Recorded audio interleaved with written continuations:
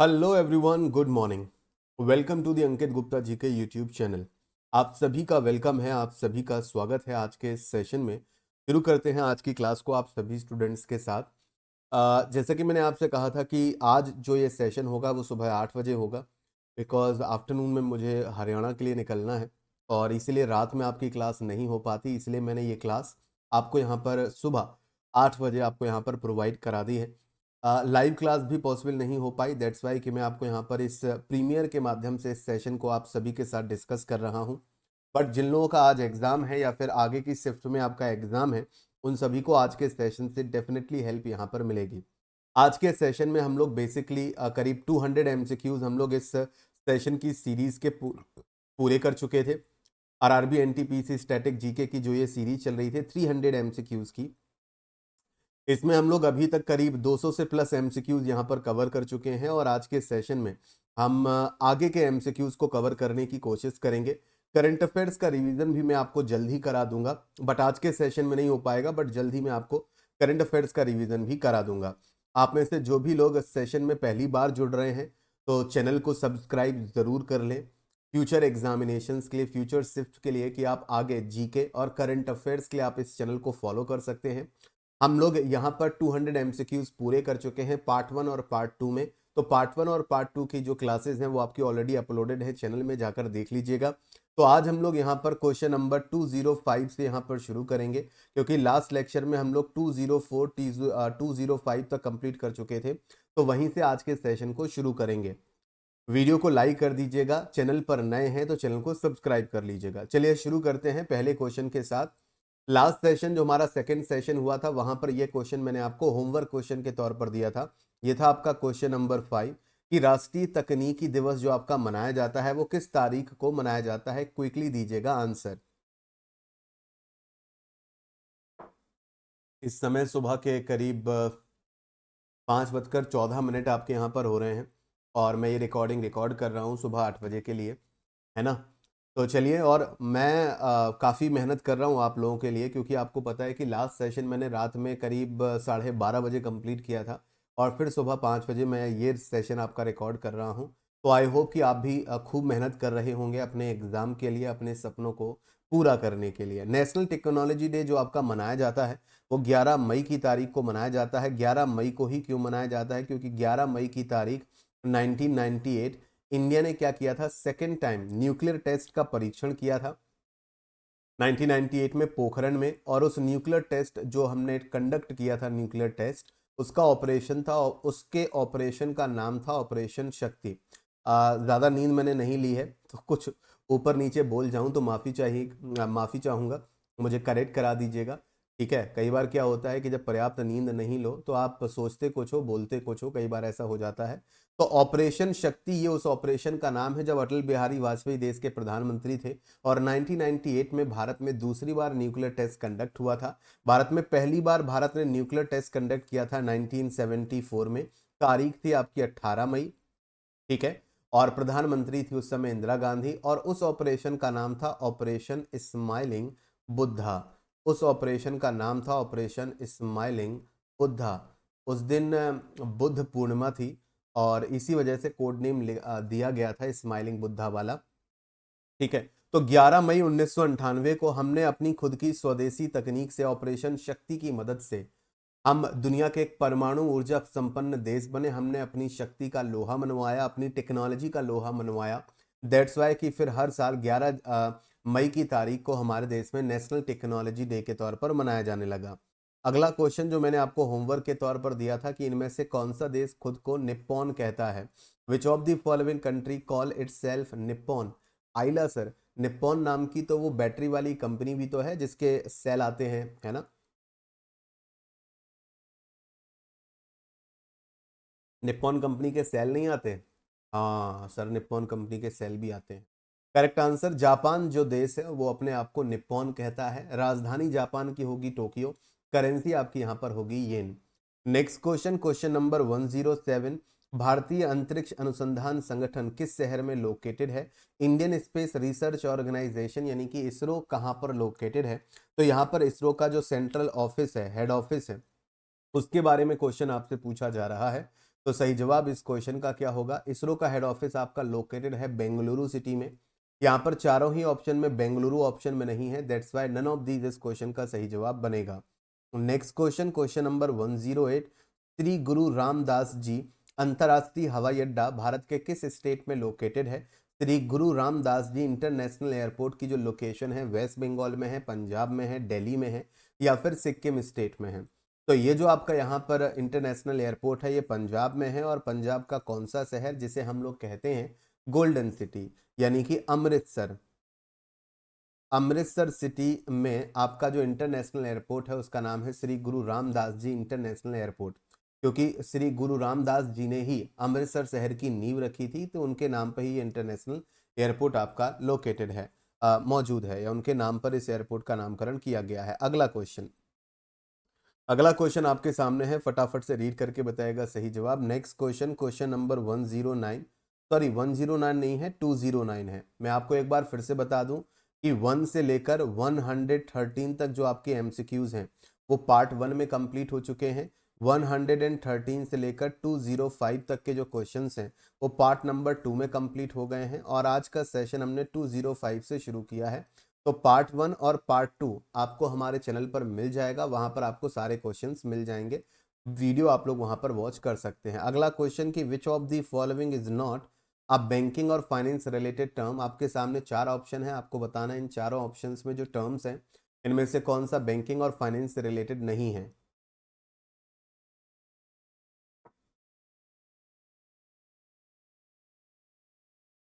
इनमें से कौन सा बैंकिंग और फाइनेंस से रिलेटेड टर्म आपका यहाँ पर नहीं है?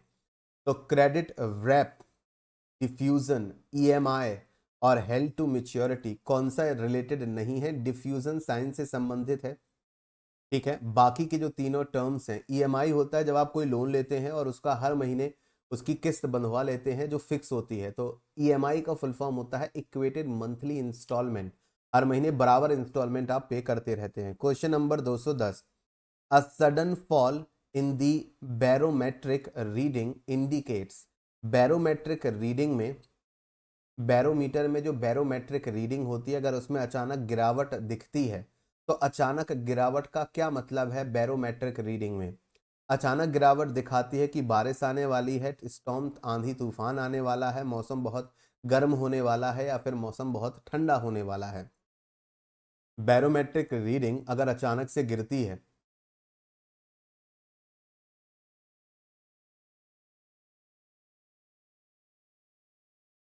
तो ये क्या बताता है? बैरोमेट्रिक रीडिंग अगर अचानक से गिरती है तो ये आंधी आने का, आंधी तूफान आने का संकेत होता है। क्वेश्चन नंबर 211, अलबरूनी की बात करें, Alberuni came to India with, Alberuni, Alberuni Bharat आया था लेकिन किस शासक के साथ? अलबरूनी तैमूर के साथ हिंदुस्तान आया, बाबर के साथ, अलेक्जेंडर या सिकंदर के साथ, या फिर महमूद ऑफ गजनी के साथ हिंदुस्तान आया? अलबरूनी इनमें से किस शासक के साथ हिंदुस्तान आपका यहाँ पर आया था? सही जवाब इस क्वेश्चन का होगा option number 4, Mahmud of Ghazni के साथ अलबरूनी हिंदुस्तान आया था। Question number 212, where is, sorry sorry sorry ये गलत है, क्वेश्चन हिंदी में देख लेते हैं। मुल्ला पेरियार बांध की लोकेशन कहाँ है? मुल्ला पेरियार डैम जो आपका है तमिलनाडु, कर्नाटका, आंध्र प्रदेश या फिर इनमें से कोई नहीं? मुल्ला पेरियार बांध की लोकेशन इनमें से किस स्टेट में है? कई बार जो मुल्ला पेरियार डैम है ना वो आपका चर्चा में रहता है, खबरों में रहता है, ठीक है, तो इसलिए इंपॉर्टेंट भी बन जाता है इसकी लोकेशन आपकी कहाँ पर है। तो ना तो ये आपका तमिलनाडु में है मुल्ला पेरियार बांध, ना ये आपका कर्नाटका में है, ना ये आपका कर्नाटका में है, ना आपका आंध्र प्रदेश में है। तो क्या यहाँ पर जिन लोगों ने आंसर दिया है नन ऑफ दीज, क्या वो यहाँ पर सही हैं? क्या वो यहाँ पर सही हैं?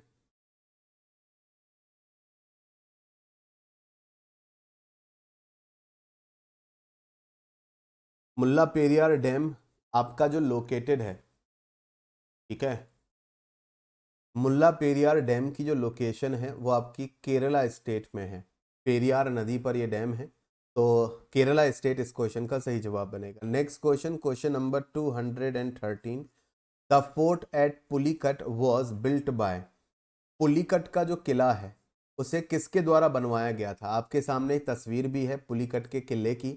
इसे पुर्तगालियों के द्वारा बनवाया गया था, अंग्रेजों के द्वारा, फ्रांसीसियों के द्वारा या फिर डच के द्वारा? इसे किस यूरोपीय पावर के द्वारा पुलिकट का जो फोर्ट है उसे बनवाया गया था? तो सही जवाब है डचों के द्वारा पुलिकट का जो किला है वो बनवाया गया था। Question number 214, Kabir was a discipline of, मतलब कबीर किसके शिष्य थे? कबीर रामानुजन के शिष्य थे, रामानंद जी के शिष्य थे, शंकराचार्य जी के शिष्य थे या फिर चैतन्य जी के शिष्य थे? किसके शिष्य थे? कबीर किसके शिष्य थे? तो कबीर जी शिष्य थे रामानंद जी के। Two option is the right one. Next question, question number 215, among the following which is the only snake that builds a nest? निम्नलिखित में से कौन सा एकमात्र ऐसा सांप है, स्नेक है, जो घोंसला बनाता है? General science. इनमें से कौन सा ऐसा स्नेक है, इनमें से कौन सा ऐसा सांप है जो घोंसला बनाकर रहता है?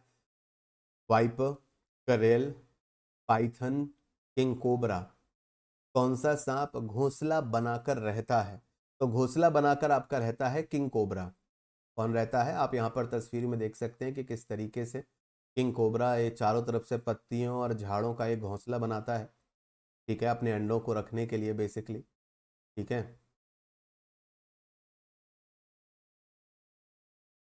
चलिए करेक्ट आंसर ऑप्शन नंबर 4 आपका यहाँ पर बन जाएगा। नेक्स्ट क्वेश्चन, क्वेश्चन नंबर 216, चांद बीवी वॉज द रूलर ऑफ? चांद बीवी कहाँ की शासिका थी? चांद बीबी कहाँ की शासिका थी? चांद बीबी बीजापुर की शासिका थी, गोंडवाना की शासिका थी, वारंगल की शासिका थी, अहमदनगर की शासिका थी? अंततः अकबर ने चांद बीबी के साम्राज्य को या चांद बीबी के राज्य को भी हासिल कर लिया, और इस जीत की याद में, यानी कि अहमदनगर जीतने की खुशी में, जो आपका फतेहपुर सीकरी है उसका बुलंद दरवाजा है, वो इसी की याद में आपका यहाँ पर बनवाया गया था। Next question, question number 270, which of the following disease is caused by the bite of a mad dog? निम्नलिखित में से कौन सा रोग है जो पागल कुत्ते के काटने से होता है? निम्नलिखित में से कौन सा रोग पागल कुत्ते के काटने से होता है? हाइड्रोसेप्टिसीमिया, हाइड्रोसेफेटस, हाइड्रोफोबिया, और इनमें से कोई नहीं। पागल कुत्ते के काटने से कौन सा रोग होता है? पागल कुत्ते के काटने से रोग होता है, पानी से डर लगने लगता है, यानी कि हाइड्रोफोबिया हो जाता है।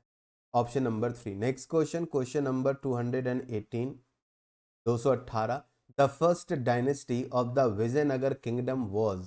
विजयनगर साम्राज्य का जो पहला राजवंश था वो था आपका Hoysala dynasty, Sangama dynasty, Saluva dynasty और तुलवा डायनेस्टी। विजयनगर साम्राज्य की बात करें तो विजयनगर साम्राज्य की स्थापना हरिहर और बुक नाम के दो भाइयों ने की थी दक्षिण भारत में। विजयनगर साम्राज्य अपनी महान आर्किटेक्चरल मार्वल्स के लिए जाना जाता था, अपनी आर्किटेक्चरल मतलब एक तरीके से वास्तुशिल्प कला के लिए, अपने मंदिरों के लिए जाना जाता था। और इसकी स्थापना, मतलब विजयनगर किंगडम पर जो पहली डायनेस्टी, पहला राजवंश था, वो संगम डायनेस्टी आपके यहाँ पर रहेगी। तो second option Sangam dynasty is the right answer here. Next question, question number 219, that which is the oldest dam in India? Bharat का सबसे पुराना बांध। ओल्डेस्ट डैम इन इंडिया, भारत का सबसे पुराना बांध है टेहरी डैम, हीराकुंड डैम, मुल्ला पेरियार डैम और कल्लनई डैम। सबसे पुराना डैम इंडिया का, सबसे पुराना डैम इंडिया का, इंडिया का सबसे पुराना डैम जो आपका यहाँ पर बनता है वो है आपका ऑप्शन नंबर डी, यानी कि कल्लनई डैम। कल्लनई डैम, के फॉर कल्लनई डैम और के फॉर कावेरी। तो कल्लनई बांध आपका कावेरी नदी पर बना हुआ बांध है, और स्टेट आपका यहाँ पर रहेगा तमिलनाडु स्टेट। ये तमिलनाडु राज्य में मौजूद है, और ये भारत का सबसे पुराना डैम आपका यहाँ पर बनता है, सबसे पुराना बांध आपका बनता है। टेहरी डैम की बात करें तो टेहरी डैम आपका लोकेटेड है भागीरथी नदी पर, भागी रथी रिवर। तो भागीरथी रिवर, गंगा नदी की जो शुरुआती धारा है वो भागीरथी कहलाती है। तो भारत का इस समय जो सबसे टॉलेस्ट डैम है, सबसे ऊंचा जो बांध है, वो आपका टेहरी डैम है उत्तराखंड में। हीराकुड डैम की बात करें उड़ीसा में महानदी पर मौजूद है, और ये भारत का सबसे लॉन्गेस्ट डैम बनता है। Next question, question number 220, Tarapur atomic power station is located in Tarapur. तो बेसिकली तारापुर की लोकेशन कहाँ है? तारापुर परमाणु ऊर्जा स्टेशन तारापुर में लोकेटेड है। और तारापुर जहाँ पर ये एटॉमिक पावर स्टेशन लोकेटेड है, तो तारापुर आपका राजस्थान में है, तमिलनाडु में है, उत्तर प्रदेश में है, या फिर इनमें से कोई नहीं। तारापुर एटॉमिक पावर स्टेशन आपका लोकेटेड है कहाँ पर? महाराष्ट्र में। महाराष्ट्र ऑप्शन में नहीं है, दैट्स वाई ऑप्शन नंबर 4। तो तारापुर एटॉमिक पावर स्टेशन की लोकेशन है महाराष्ट्र में। Next question, question number 221। Question थोड़ा सा लेंदी है, तो इस क्वेश्चन के लिए मैं यहाँ पर रहूंगा हाइड, ताकि आप लोग क्वेश्चन और ऑप्शंस क्लियरली वॉच कर सकें। What is the full form of UIDAI? UIDAI नाम का जो ऑर्गेनाइजेशन है उसका फुल फॉर्म क्या है? हमारे देश में आधार कार्ड जारी करने वाला जो ऑर्गेनाइजेशन है वो UIDAI ही है। तो UIDAI का फुल फॉर्म क्या बनता है? ये वही ऑर्गेनाइजेशन है, ये वही संस्था है जो भारत में आधार कार्ड वगैरह जारी करती है, हमारा आधार कार्ड बनाती है, हमारी यूनिक आइडेंटिटी बनाती है। ओके, तो इसका फुल फॉर्म है unique identification authority of India, यानी कि option number 4, unique identification authority of India, UIDAI, जो आधार कार्ड आपका बनाती है। आपका आधार नंबर वहीं से आता है। आधार नंबर होता है 12 डिजिट्स का। आधार नंबर होता है 12 डिजिट्स का, जबकि आधार की वर्चुअल आईडी होती है जिसे VID कहते हैं। वर्चुअल आईडी ये होती है 16 डिजिट की, याद रखिएगा। इंडिया में सबसे पहला आधार कार्ड महाराष्ट्र स्टेट की रंजना नाम की महिला का बनाया गया था। ठीक है, रंजना नाम की महिला का सबसे पहला आधार कार्ड इंडिया में बना था, वो महाराष्ट्र स्टेट की फीमेल थी। Next question, question number 222। The great Indian desert, महान भारतीय रेगिस्तान को किस और नाम से भी जाना जाता है? महान भारतीय रेगिस्तान का दूसरा नाम आपका यहाँ पर क्या है? महान भारतीय रेगिस्तान जो द ग्रेट इंडियन डेजर्ट है, जिसका सबसे बड़ा हिस्सा राजस्थान में है, ये जो डेजर्ट है ये कालाहारी डेजर्ट के नाम से जाना जाता है, गोबी डेजर्ट के नाम से जाना जाता है, सहारा डेजर्ट के नाम से जाना जाता है, या फिर इनमें से कोई नहीं। तो इंडिया में जो आपका डेजर्ट है वो थार के डेजर्ट के नाम से जाना जाता है। थार का रेगिस्तान, थार डेजर्ट। दुनिया का जो सबसे बड़ा डेजर्ट है वो है सहारा डेजर्ट। एक एक करके लोकेशन देख लेते हैं। कालाहारी डेजर्ट की बात करें, कालाहारी का रेगिस्तान, तो कालाहारी का रेगिस्तान नामीबिया, बोत्सवाना और साउथ अफ्रीका में लोकेटेड है, जिसका सबसे बड़ा हिस्सा बोत्सवाना कंट्री में है। बोत्सवाना कंट्री अफ्रीका का एक देश है, अफ्रीका के सदर्न पार्ट में मौजूद एक कंट्री है। और बोत्सवाना दुनिया भर में प्रसिद्ध है हाथियों की संख्या के लिए, क्योंकि दुनिया में सबसे ज़्यादा हाथियों की संख्या जो पाई जाती है वो बोत्सवाना में पाई जाती है। इसके बाद कालाहारी डेजर्ट के बाद अगर मैं बात करूं गोबी का मरुस्थल, तो गोबी के मरुस्थल का अधिकतर हिस्सा चाइना और मंगोलिया की बॉर्डर पर आप देख सकते हैं। ये गोबी का मरुस्थल या गोबी का जो डेजर्ट है वो आपका लोकेटेड है। सहारा डेजर्ट जो दुनिया का सबसे बड़ा रेगिस्तान है, जो कि कई ये अफ्रीका के नर्दर्न पार्ट में मौजूद है। Sahara desert Mauritania, Mali, Niger, Chad, Sudan, Eritrea, Egypt, Libya, Algeria, Morocco, Tunisia, western Sahara, इन सभी इलाकों में आपका ये फैला हुआ है। सहारा का डेजर्ट दुनिया का सबसे बड़ा रेगिस्तान। अगला question, question number 224, that is the terms that is birdie and eagle are used in which sport और गेम? बर्डी और ईगल शब्दों का प्रयोग किस खेल में किया जाता है? खेलों में इस्तेमाल किए जाने वाले जो वर्ड्स होते हैं, शब्द होते हैं, वो एग्जाम में पूछे जाते हैं कि कौन सा शब्द है, कौन सा वर्ड है जो कि इस एग्जाम में मतलब इस खेल में यूज होता है, उस खेल में यूज होता है। तो सही जवाब बर्डी और ईगल शब्दों का इस्तेमाल जो आपका यहाँ पर किया जाता है, ये ना तो आपका बेसबॉल में इस्तेमाल होता है, ना ही ये आपका इस्तेमाल होता है तीरंदाजी में, ना ही ये आपका इस्तेमाल होता है सुमो कुश्ती में। आंसर रहेगा नन ऑफ दीज। तो मुझे ये बताओ फटाफट से कि बेसिकली किस खेल में इसको यूज आपका किया जाता है, फटाफट से। और हाँ, जो सुमो रेसलिंग है ये जापान का नेशनल गेम है, ये भी याद रखिएगा। ये जापान का नेशनल गेम है, ये भी याद रखिएगा। बर्डी और ईगल जो शब्द आपके यहाँ पर हैं, ये जो टर्म आपके यहाँ पर हैं, ये गोल्फ के गेम में इस्तेमाल होते हैं। इसमें गोल्फ के खेल में इस्तेमाल होते हैं। सुमो रेसलिंग आप लोगों ने देखा होगा कई बार, मोटे मोटे पहलवान होते हैं है ना, सूमो रेसलर होते हैं, वो लड़ते हैं। तो ये जापान का गेम है, जापान का नेशनल गेम है सूमो।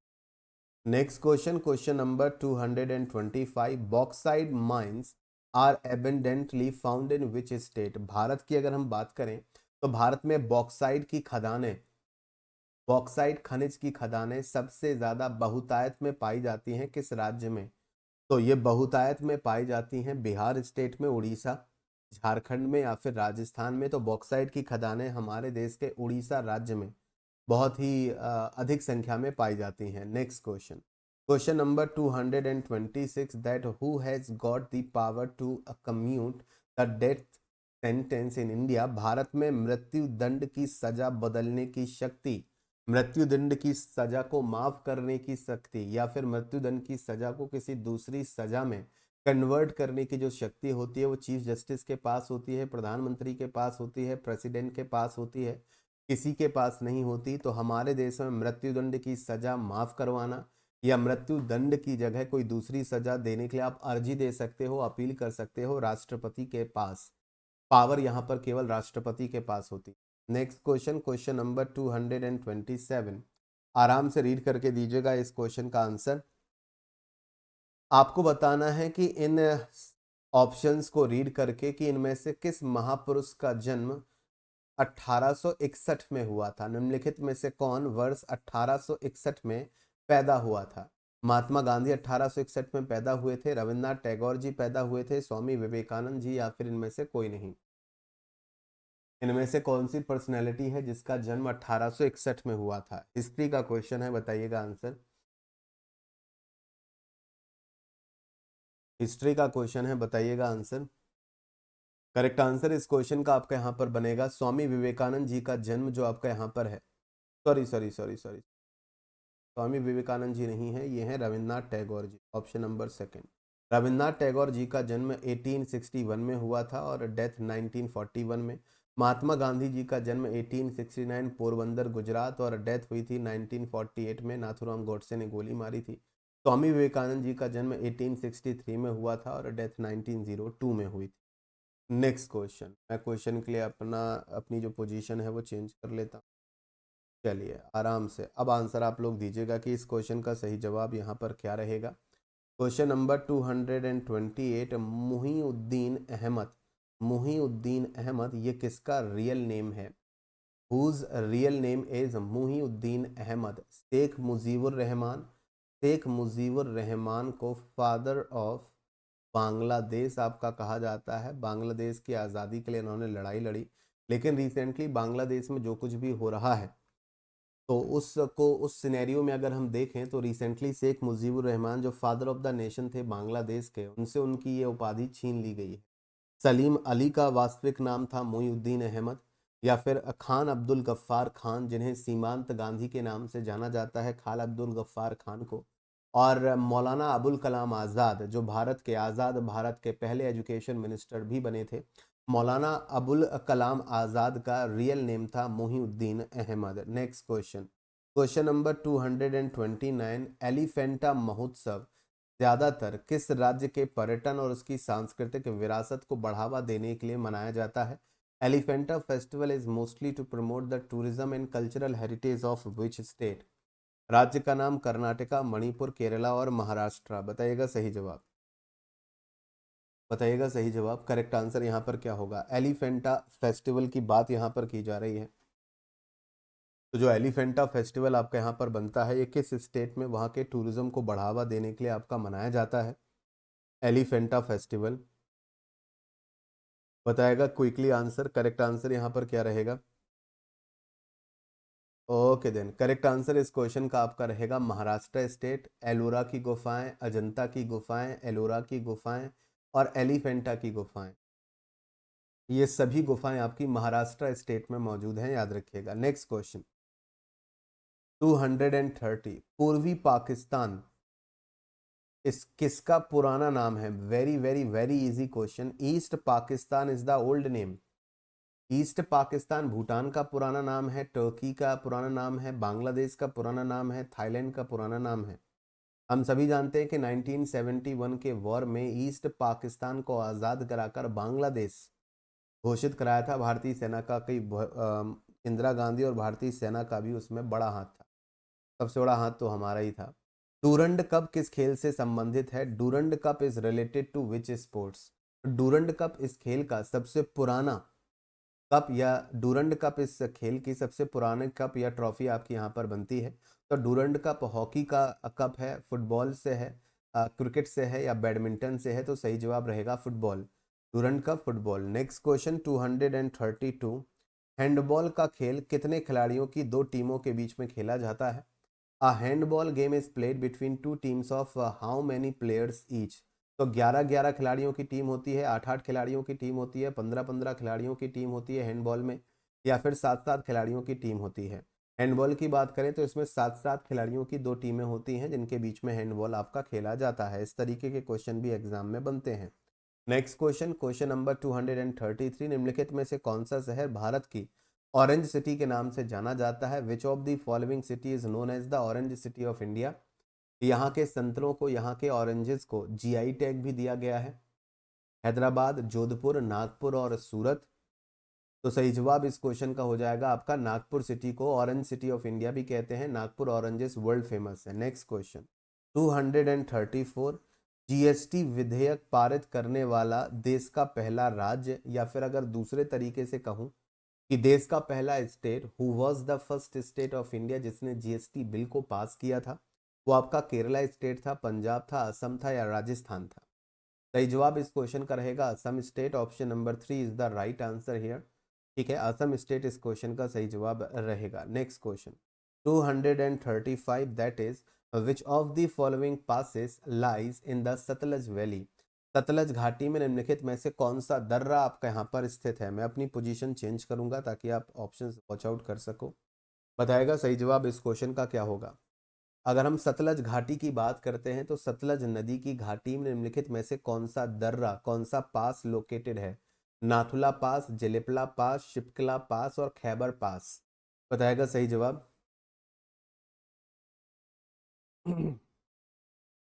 कौन सा पास वहां पर लोकेटेड है, कौन सा दर्रा वहां पर लोकेटेड है? आंसर।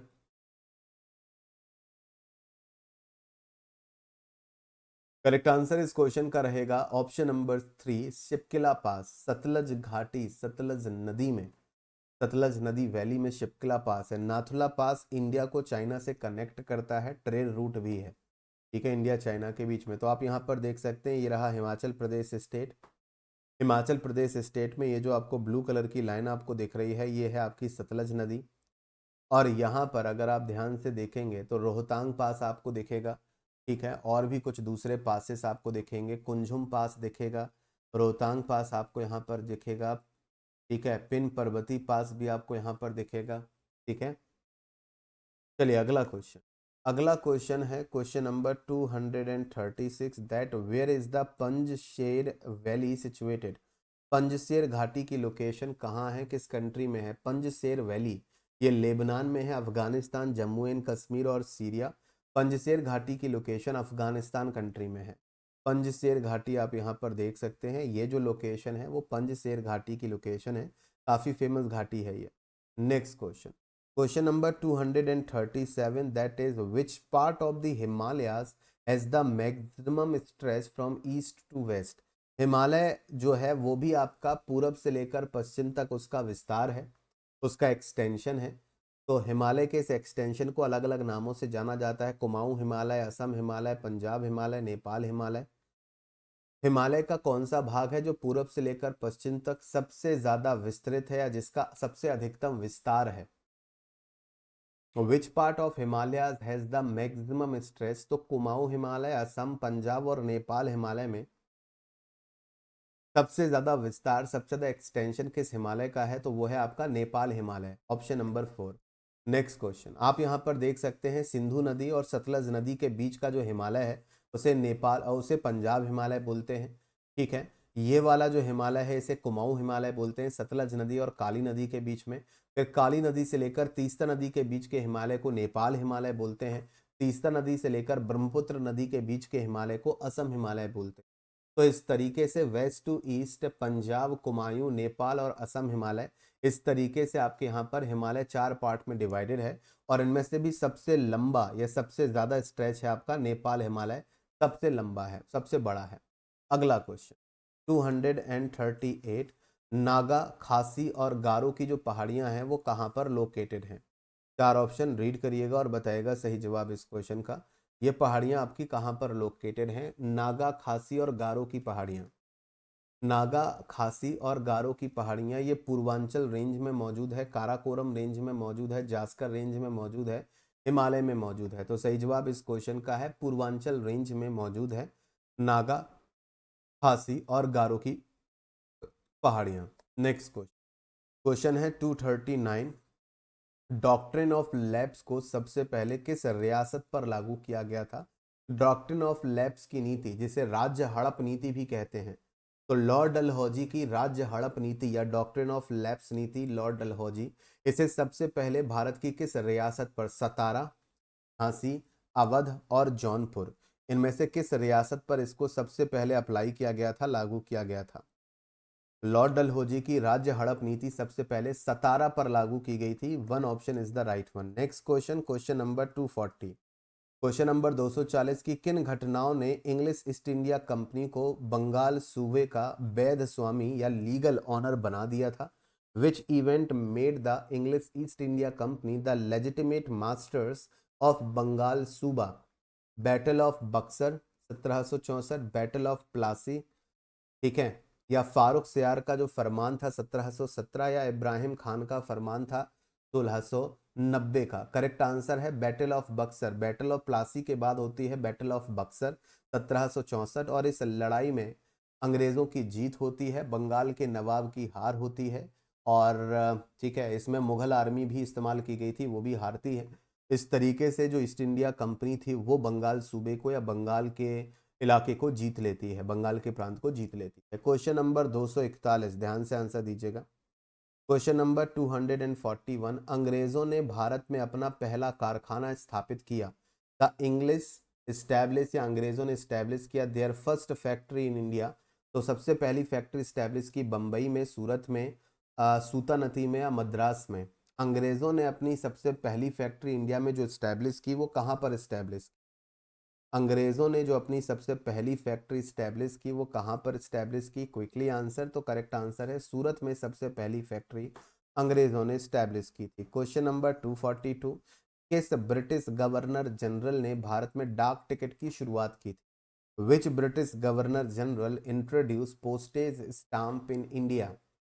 किस गवर्नर जनरल ने इंडिया में पोस्टेज स्टाम्प या पोस्टल स्टाम्प की शुरुआत की? Lord Dalhousie, Lord Auckland, Lord Canning और लॉर्ड विलियम बेंटिक? बताइएगा आंसर।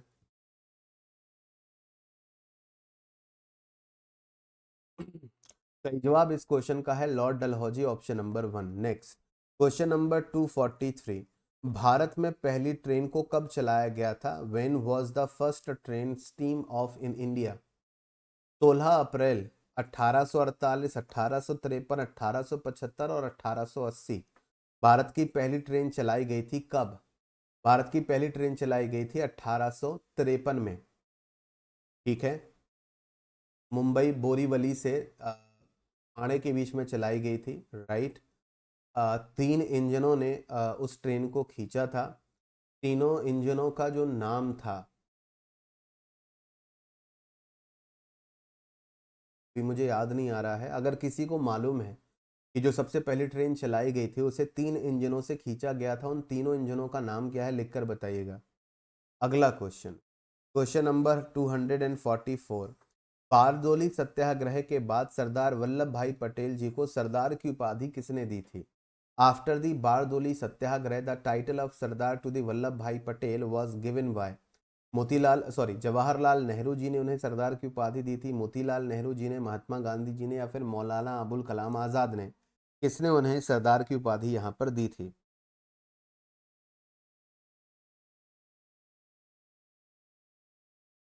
किसने उन्हें सरदार की उपाधि दी थी सरदार वल्लभ भाई पटेल को? तो महात्मा गांधी जी ने सरदार पटेल को सरदार की उपाधि दी थी after the Bardoli Satyagraha. Question number 245, that निम्नलिखित यूरोपियन पावर्स में से निम्नलिखित यूरोपियन पावर्स के बीच में से पहली बार अपने व्यापार और भारत में प्रभाव किसने स्थापित किया? मतलब ब्रिटिश, फ्रांसीसी, डच और पुर्तगाली, इनमें से किन यूरोपियंस ने सबसे पहले इंडिया में व्यापार, ट्रेड और भारत पर अपना इन्फ्लुएंस सबसे पहले स्थापित किया? अंग्रेजों ने, फ्रांसीसियों ने, डच ने या पुर्तगालियों ने? तो सबसे पहले पुर्तगालियों ने भारत पर अपना इन्फ्लुएंस और भारत पर अपना ट्रेड स्थापित किया था। क्वेश्चन नंबर 246, पुर्तगालियों के राजा के क्षेत्र में भारत की धरती पर पहला किला जो उन्होंने बनाया वो कहाँ था? Portuguese built their first fort, पुर्तगालियों ने अपना पहला किला बनाया ऑन इंडियन सॉइल, भारत की सरजमी पर, किस राजा की टेरिटरी में? पुर्तगालियों ने अपना सबसे पहला किला हिंदुस्तानी सरजमी पर बनाया, किस राजा की टेरिटरी में? कालीकट के राजा की टेरिटरी में, कोचीन के राजा की टेरिटरी में, दमन के राजा की टेरिटरी में या बीजापुर के राजा की टेरिटरी में? सही जवाब है कोचीन के राजा की टेरिटरी में, कोचीन में बनाया था। नेक्स्ट क्वेश्चन, क्वेश्चन नंबर 247, भारतीय राष्ट्रीय कांग्रेस का पहला सत्र आयोजित किया गया था where was the first session of the Indian National Congress held? तो भारतीय राष्ट्रीय कांग्रेस का पहला अधिवेशन लखनऊ में, कलकत्ता में, बंबई में या फिर मद्रास में?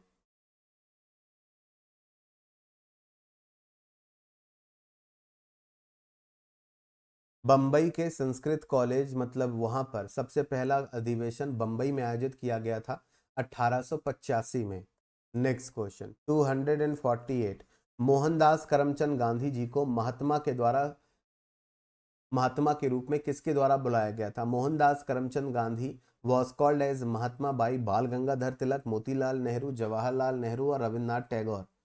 किसने उन्हें महात्मा नाम दिया या महात्मा के सरनेम से बुलाया तो आगे चल के ये उनका नाम पड़ा? Quickly answer.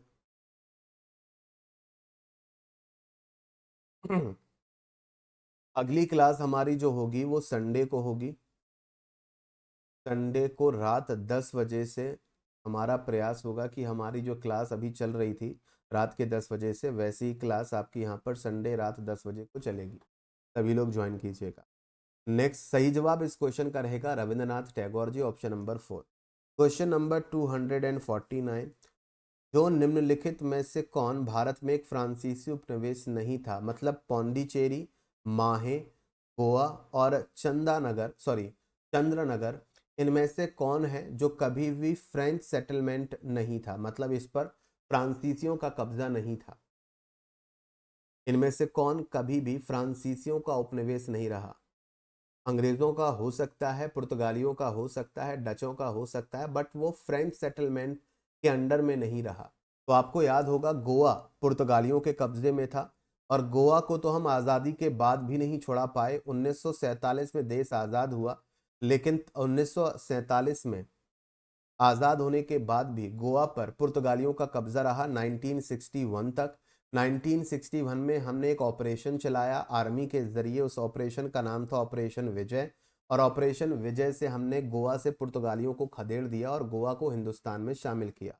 Next question, question number 250, Bhagavad Gita का अंग्रेजी में अनुवाद इनमें से किसके द्वारा किया गया था? Who translated Bhagavad Gita into English? Answer बताएगा सही जवाब। किसने भगवत गीता को इंग्लिश में ट्रांसलेट किया था? किसने भगवत गीता को इंग्लिश में ट्रांसलेट किया था? तो चार्ल्स विल्किंग्स ने भगवत गीता को इंग्लिश में ट्रांसलेट किया था। Second option is the right answer here. Next question, question number 251, आमतौर पर भारत में नागरिक सेवाओं के पितामह के नाम से कैसे जाना जाता है? Who is usually known as the father of the civil services in India?